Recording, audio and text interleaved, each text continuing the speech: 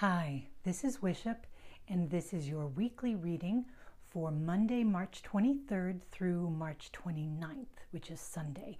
I'm kind of squeezing this in here, so I hope it's useful and interesting. I rolled the dice and I got 60 for the I Ching this week, which is limitation or regulation. And I got these great oracle cards, which I'm really excited about because they allow me to show you, just to have a pictorial representation of what I'm looking at. So I still rolled the dice as I always do, but these are great cards. They're by, let me look over here, Madeva Padma. And these are oracle cards, so you can just flip them individually if you want, or you can do it the way I do it, or you can do it the traditional way with coins or rods or however you'd like to do it. So anyway, 60, limitation. I don't think you should think of this as such a negative card. It is water over lake. When we're talking about limitation or self-regulation, in this context, it really is about your regulation. See how it says self-discipline, practice, self-respect, introspection, ritual, cultivate patience, build up energy, maturity. I think what's happening this week is after all of the explosions, well, sort of planetarily speaking, of the recent past, you've sort of come to some decisions about what you're willing to tolerate and what you are not. You've also come to some ideas about what your path might be going forward. You may have had some new beginnings that are starting, and you also may have had some endings, either ones you've chosen or ones that have been forced upon you. But this week is a little bit of a recuperative time where you can build up your energy. The sun is really, filling up and going to fill up Aries, and that's going to give you some more energy. If you're feeling depleted by everything that's been going on, let that sun energy start to kind of bolster you back up, and start in little ways or large, whatever makes sense to you, the practices of the new life that you're trying to take on. So perhaps you've started some new regime or some new project, and the idea is to just keep doing little things toward that, and to make sure that you're not spending time on the stuff that you've decided is not as valuable to you. This is really a week to implement those things with confidence and with calm, and to really know that you are not only making progress, but that you own yourself. It's a week where you can really start to feel that self-possession.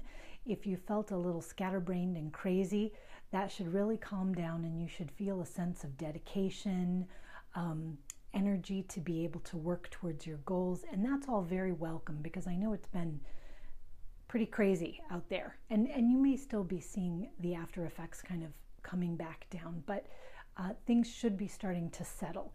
And actually, I think of this limitation as a really great take a little break card, where just do the stuff you need to do the stuff that's on your list, that's on your real list, not the list someone else made for you, and not the list that you had perhaps even up to a couple weeks ago, but do the stuff that's on your real list and let it just carry you forward. And let your batteries get charged up, because I think there's a lot of fun ahead. Anyway, so now let's go to the random tarot cards for the week. I should say planetarily, fortunately, not that much is happening. So the moon is moving into Taurus, which will make those emotions a little more concrete and practical, which is exactly what we're talking about. The sun is going to make a nice aspect with Saturn and Sagittarius, which is again going to bolster planning this week. So all of things are getting a little bit more normal, which I think is going to feel great. And you're going to be able to use some of the methods that you've already learned in your life to deal with this new person you're becoming and these new challenges that you've taken on. So the tarot cards are, this is the Rider-Waite-Smith, my old favorite. Oh, Ace of Pentacles, look at you. Upright, Knight of Cups in reverse, King of Wands upright. Okay. So the Ace of Pentacles typically is about new starts, new beginnings. It can be a gift that comes to you, so it could be a material gift that comes to you, but it also can be a new start that you're making. Sort of see that little, landscape in the background, and you're sort of moving. Let me pull this up a little closer, and you can be moving closer to that. That this gift or this material new start is actually taking you on a wonderful journey. So the Knight of Cups in reverse, since I tend to think of the Knights as messenger sort of energies, they're moving energies, the Knight of Cups can be, very romantic, empathetic, sensitive energy. But I think with it in reverse this week, you're saying don't get too pushed around, I suppose I'd say, by your emotions. Let things stay kind of concrete and practical. Don't feel like you need to change your direction all the time unless it's a very strong instinct. Probably you've gotten a really great idea of the direction you're going, and you can just follow that. And you can, let the messages from your emotions come in and come out and take with them what you need. But really you're sort of moving forward and making all that emotional information which you've gotten, you're making it much more concrete and actionable this week, I'd say. And I think the King of Wands really reinforces that. He is devoted, he is inspired, but he is action-oriented, and he is in command of what he's doing. So I think we're saying, you kind of have moved past this night a little bit, and right now you're in much more of an action phase. So if you have new emotional messages coming in, or people coming into your life with emotional pleas, really just measure that against the practical decisions that you've made about your values in the last little while. The Ace of Pentacles, of course, it can be material things, but it can also be what you hold dear, what you've decided your priorities are. So, I'd say keep things going forward. You don't have to go crazy. This King of Wands is in a commanding position. He's not in a frenzy. So you just need to command the stuff you're doing, deal with it with maturity, and you're going to be really happy with the results. And you're going to feel so much better because you're not going to feel like this, crazy little, leaf being pushed around by the wind. So here is the Oracle card for this week. This is from the Enchanted Map Oracle by Colette Baron Reed. Sorry, I've got texts coming in, so they're kind of dinging. Hopefully you find that pleasant. Oh, look, that's great. Okay, actually, let me make sure you get a better look at that. Come on. Oh, please. Come on. Here we go. This is Peaks of Joy. Let me see if I can get that so the glare is off of there.